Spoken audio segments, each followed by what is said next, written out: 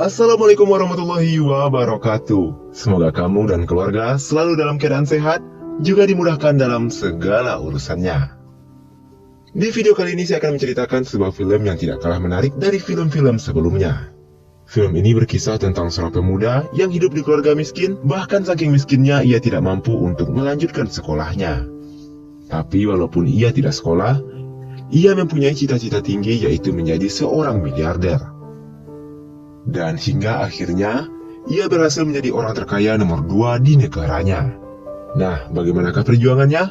Kita langsung saja masuk ke ceritanya. Film dibuka dengan memperlihatkan seorang pria muda bernama Jason yang merupakan cucu pewaris tambang minyak terbesar di Meksiko. Tidak hanya minyak, kakeknya juga mewarisi lahan pertanian, beberapa bank, bahkan yayasan sosial. Di suatu malam di sebuah restoran, ketika Jason berdansa bersama pacarnya yang bernama Lexi dibuat kaget ketika Jason menunjukkan sebuah kotak cincin, lalu melamarnya dengan sangat romantis. Namun tiba-tiba muncul seorang pria memberikan surat pada Jason dan pria itu langsung pergi meninggalkan mereka begitu saja. Waktu dibaca, ternyata surat itu berisi tuntutan dari sang paman soal sengketa harta warisan, dan Jason pun segera pergi meninggalkan Lexi sendirian. Keesokan harinya, persidangan pertama Jason pun dimulai. Sang paman terus menyudutkan Jason dengan mengatakan kalau pria bau kencur seperti Jason hanya akan membuat perusahaan kakeknya bangkrut. Sang paman merasa bahwa dialah yang harus memimpin perusahaan-perusahaan tersebut. Sementara Jason tidak mau menyerahkan perusahaan itu begitu saja, karena ia tahu kalau sang paman hanya mengincar uang perusahaannya saja. Karena sidang kurang kondusif, hakim memutuskan untuk menunda sidang sampai minggu depan. Keesokan harinya, Lexi pergi menemui Jason di kantornya untuk memberikan sebuah surat. Tapi Jason yang begitu sibuk dengan pekerjaannya dan tidak menghiraukan ucapan Lexi lalu pergi ke ruangan meeting. Malam harinya saat merapikan semua dokumen, Jason teringat dengan surat dari Lexi dan baru membacanya. Di surat tersebut, Lexi mengatakan kalau ia akan pergi ke Haiti untuk menjadi dokter relawan selama 6 bulan. Jason yang tidak tahu akan berbuat apa, dia pergi mendatangi pengacara keluarga mereka yang bernama Hamilton. Tidak hanya seorang pengacara, Hamilton juga bersahabat baik dengan kakek Jason. Jason menanyakan kenapa ia yang dipilih untuk menjadi pewaris perusahaan kakeknya. Kenapa bukan pamannya yang merupakan anak-anak dari kakeknya? Hamilton pun berdiri lalu mengambil sebuah buku yang merupakan jurnal dari sang kakek. Hamilton juga mengatakan hanya 3 orang yang tahu isi jurnal tersebut, yaitu kakeknya, neneknya, dan Hamilton. Meskipun kebingungan, Jason yang penasaran dengan isi jurnal tersebut kemudian mulai membacanya. Di buku itu tertulis kisah hidup kakeknya dari tahun 1941. Nama sang kakek adalah Red yang hidup dalam kemiskinan. Bahkan saking miskinnya ia berhenti sekolah dan harus bekerja demi memenuhi kebutuhan hidup keluarga mereka. Hingga pada suatu hari, ketika mengantar es batu, anak orang kaya menjahili Red sampai es batunya terjatuh. Di pinggir jalan waktu memungut es batu tanpa sengaja, ia melihat sebuah berita di koran tentang miliarder terkaya nomor 2 di dunia. Membaca berita itu membuat dirinya seperti mendapatkan sebuah motivasi. Ia bertekad, suatu saat nanti ia akan menjadi seorang miliarder juga. Sesampainya di rumah, Red menyampaikan keinginannya pada sang ayah. Namun bukannya memberi semangat, tapi sang ayah malah berkata bahwa sampai kapanpun Red tidak akan menjadi orang kaya. Ucapan sang ayah membuat hati Red hancur, tapi ia tidak mau menyerah dan ia sangat yakin suatu saat nanti ia akan sukses dan menjadi seorang miliarder. Ia memutuskan untuk pergi merantau dan sebelum berangkat, ia berpamitan dan meminta restu dan doa kepada sang ibu. Keesokan harinya Red pergi ke sebuah stasiun dan berencana akan menjadi penumpang gelap karena ia tidak mampu membeli tiket kereta. Tapi saat akan naik ke atas kereta, ada seorang pria menarik dan menyuruhnya jangan berisik. Pria itu mengatakan sebelum masuk ke atas kereta, mereka harus menunggu sampai para petugas siap memeriksa semua gerbong. Setelah penjaga pergi, barulah mereka berdua berlari mengejar kereta api tersebut.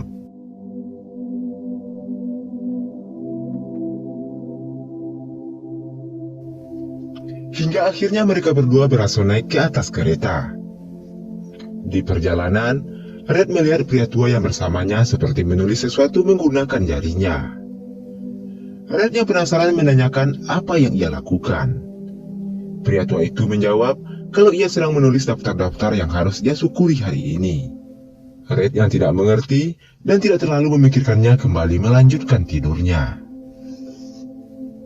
Singkat cerita, mereka telah sampai di Texas. Mereka melompat dan Red berpisah dengan pria tua yang tadi bersamanya. Lalu ia mengikuti segerombolan orang hingga sampailah di sebuah desa kecil.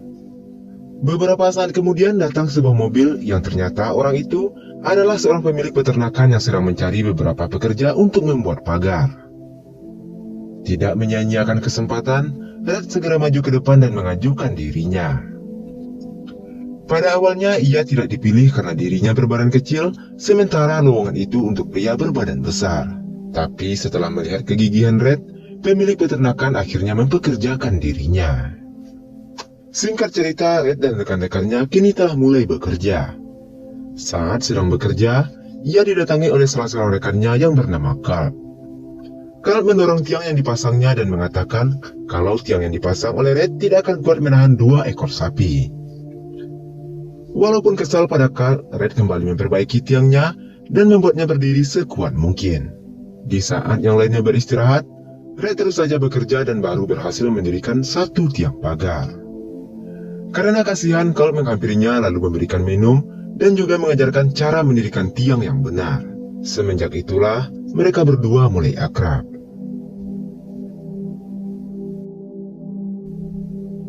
Di malam harinya, saat yang lainnya sibuk bermain judi, Red pergi menjumpai pemilik peternakan dan menanyakan apa rahasia agar kita bisa menjadi orang yang sukses. Sambil tersenyum, pemilik peternakan mengatakan kalau orang sukses biasanya menyelesaikan pekerjaannya dengan sempurna.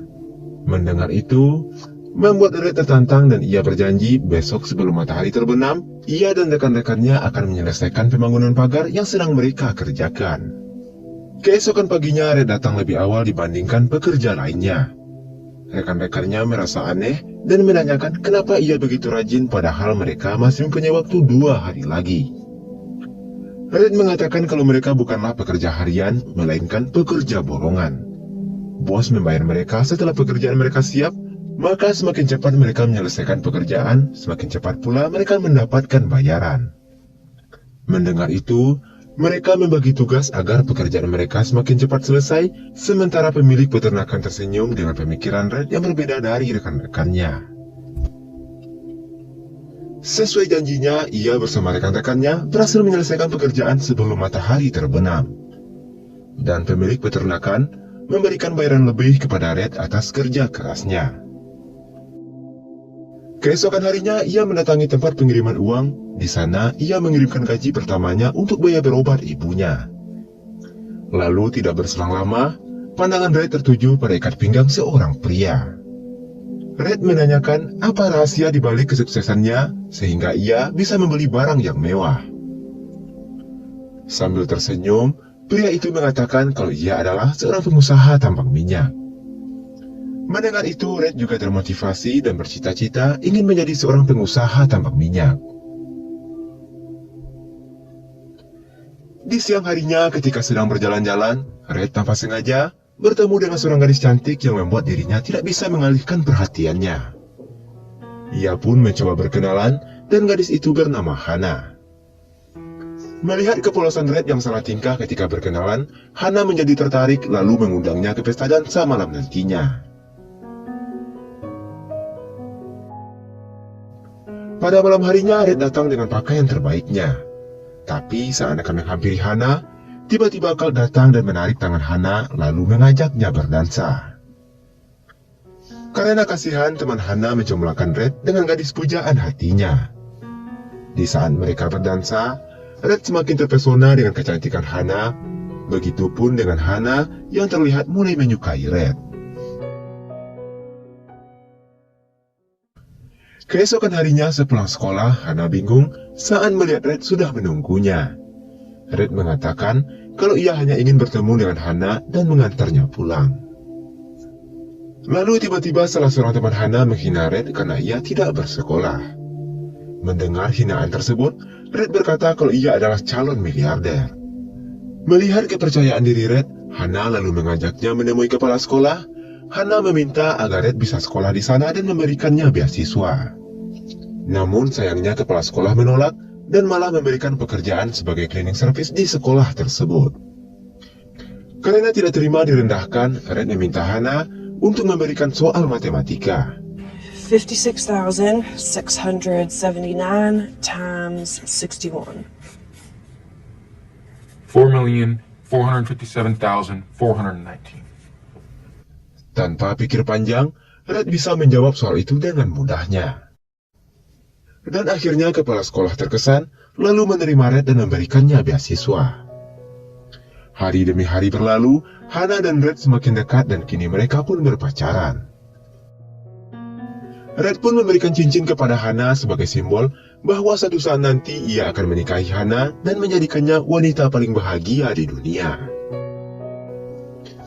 Di suatu hari saat mereka sedang berkencan di sebuah kafe, di radio terdengar sebuah berita penyerangan pangkalan militer Amerika Serikat oleh Jepang. Red pun terdiam dan berpikir kalau ia harus mengabdi dan ikut membela negaranya. Lalu keesokan harinya Red menjumpai Hana dan mengatakan kalau ia mendaftar sebagai tentara dan akan ikut berperang. Hana yang mendengar itu tidak memberikan izin karena ia takut kehilangan orang yang sangat ia cintai. Red meyakinkan Hana dan berjanji akan pulang dengan selamat, dan setelah pulang dari peperangan, ia akan menikahi Hana. 2 tahun telah berlalu, kini Red berada di medan perang. Komandan menyuruh salah satu tentara untuk mengantarkan surat ke garis terdepan. Tapi karena tentara tersebut ketakutan, Red bersedia menggantikan tugasnya. Di perjalanan ia bertemu dengan Carl yang ternyata Carl juga bergabung menjadi tentara. Obrolan mereka tidak berlangsung lama karena Red harus melanjutkan misinya.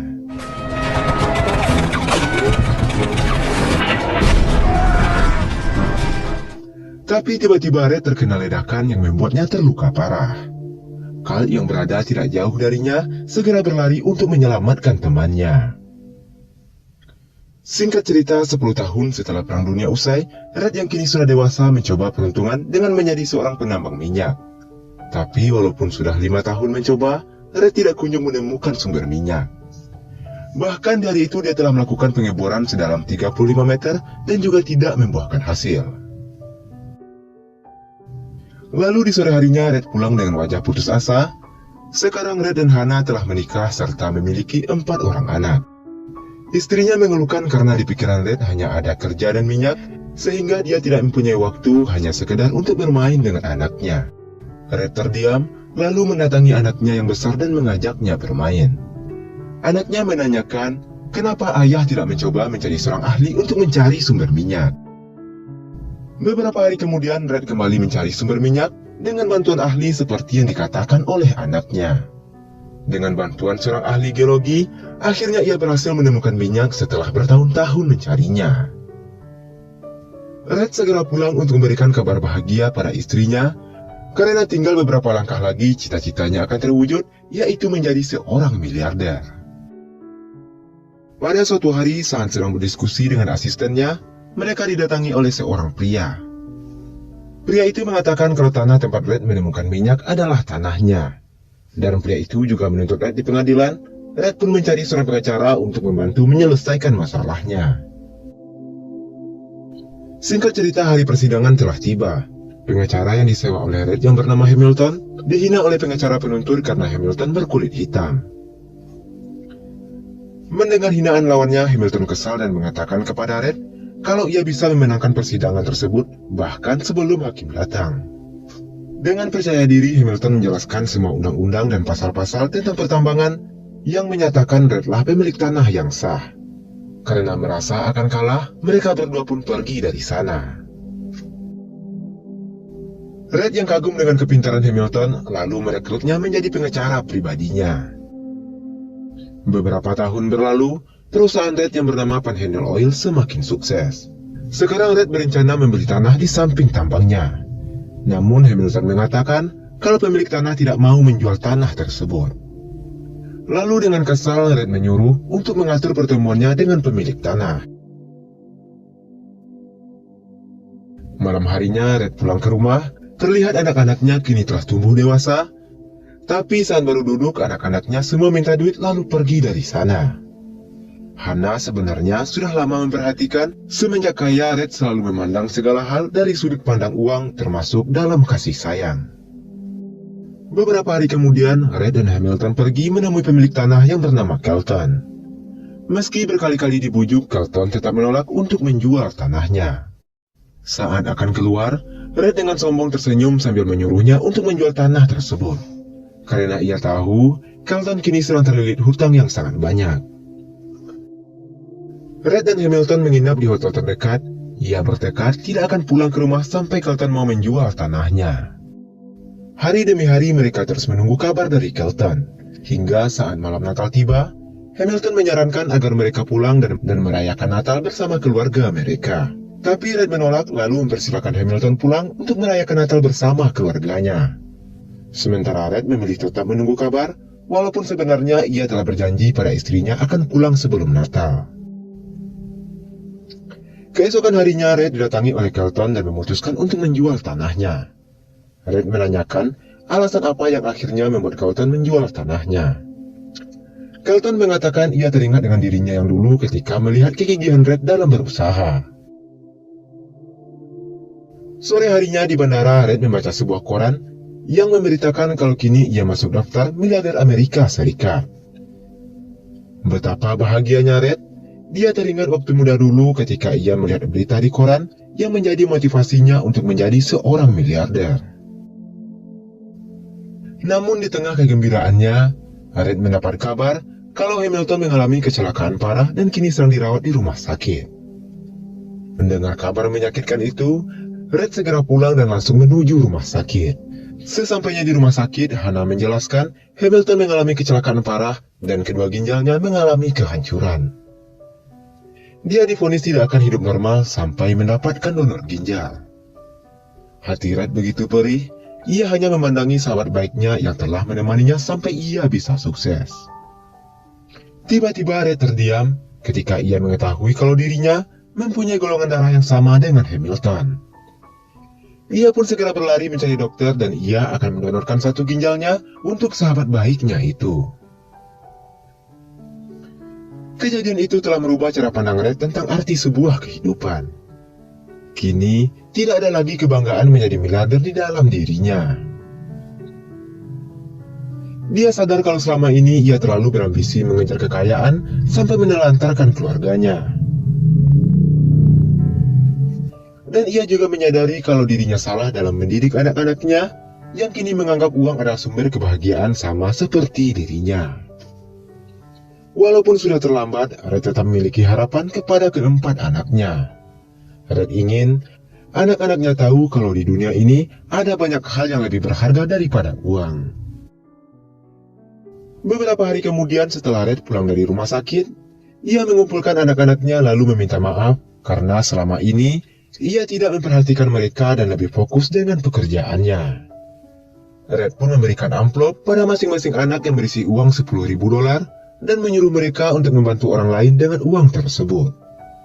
Namun semua anaknya malah berniat untuk membelanjakan uang itu, dan hanya ada satu anak yang kembali memberikan uang itu dan mengatakan kalau ia akan menyumbangkan uang itu untuk yayasan amal. Mendengar ucapan anaknya, Red sangat bangga. Ia berniat saat ia telah meninggal nantinya, ia ingin mewariskan seluruh hartanya pada anaknya yang paling kecil untuk dikelola. Anak terakhir dari Red adalah ayah Jason. Karena ayahnya telah meninggal, maka Jasonlah yang diwasiatkan untuk melanjutkan bisnis sang kakek. Dari belakang Hamilton datang memberitahu Jason kalau kakeknya berharap Jason bisa mewarisi sifat sang ayah yang tidak terlalu mengedepankan uang. Kakeknya juga tidak ingin Jason menjadi seperti dirinya dulu yang selalu sibuk mengejar uang hingga dia menelantarkan keluarganya. Dari kisah sang kakek, Jason mendapatkan pelajaran berharga. Ia memutuskan untuk menyusul Lexi ke Haiti. Ketika mereka bertemu, Jason langsung meminta maaf dan menyesali perbuatannya yang selalu mengabaikan Lexi dan mementingkan pekerjaannya. Lalu Jason memberikan cincin janji sama seperti kakeknya dulu, dan menjadi simbol bahwa Jason akan menjadikan Lexi sebagai wanita paling bahagia di dunia.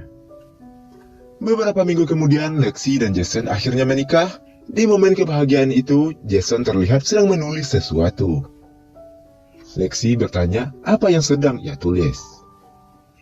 Jason menjelaskan kalau ia sedang menulis Golden List, yaitu daftar hal yang harus ia syukuri pada hari ini.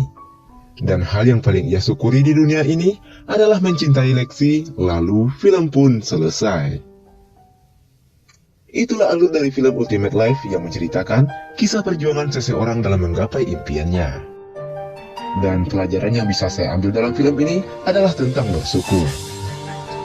Seperti yang kita lihat di film ini, walaupun bapak tua yang ditemui di kereta hidup kekurangan, tapi ia masih sempat mensyukuri nikmat apa yang ia dapat di hari itu. Dan sudahkah kamu bersyukur untuk hari ini? Akhir kata saya ucapkan terima kasih, semoga bisa diambil sebagai pelajaran. Jaga terus kesehatanmu dan wassalamualaikum warahmatullahi wabarakatuh.